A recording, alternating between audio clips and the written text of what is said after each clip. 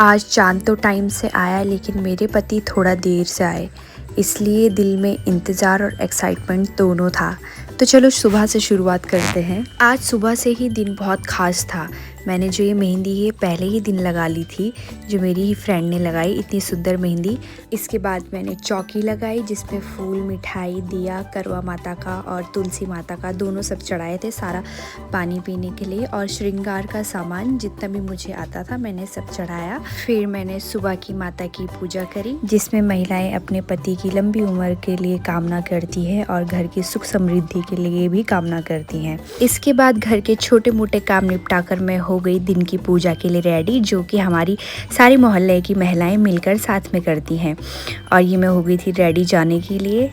तब तक मेरे पति देव जी आ जाते हैं और उनका ये रिएक्शन रहता है मेरे को देखते हुए।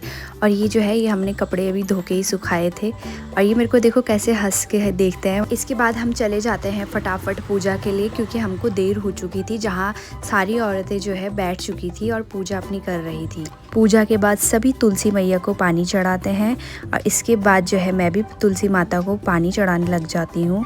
यहाँ पर सभी तुलसी माता को पानी चढ़ाने के बाद चाय या दूध कुछ ले लेते हैं, जिसमें मैं भी शुरू से ही तुलसी माता को पानी चढ़ाने के बाद चाय या फिर दूध ले लेती हूँ। तो इसके बाद यहीं पर जो है सबके लिए चाय बनाई गई थी और जिसमें जो है औरतों ने चाय भी पी और यहाँ पर खूब सारा डांस किया। मैंने तो नहीं किया क्योंकि मेरी एनर्जी डाउन हो चुकी थी और मुझे प्यास भी लग रही थी बहुत ज़्यादा। और यहाँ पर जो है सब अपने श्रृंगार का सामान भी एक दूसरे को बांट रहे थे। इसके बाद फटाफट घर आके मैंने कर दी शाम के खाने की तैयारी, क्योंकि मुझे शाम को जो है चांद देखने के बाद एकदम भूख लग जाती है और फिर मैं खाने के लिए बेचैन हो जाती हूँ। इसलिए मैंने सारा खाना पहले से ही रेडी रख दिया था, जिसमें मैंने बनाई आलू गोभी की सब्जी और आलू का साग यानी तरी वाला और आटा गूंदा। और उसके बाद जो है मैंने बनाई पंजीरी भगवान जी के लिए और मीठी सेवई।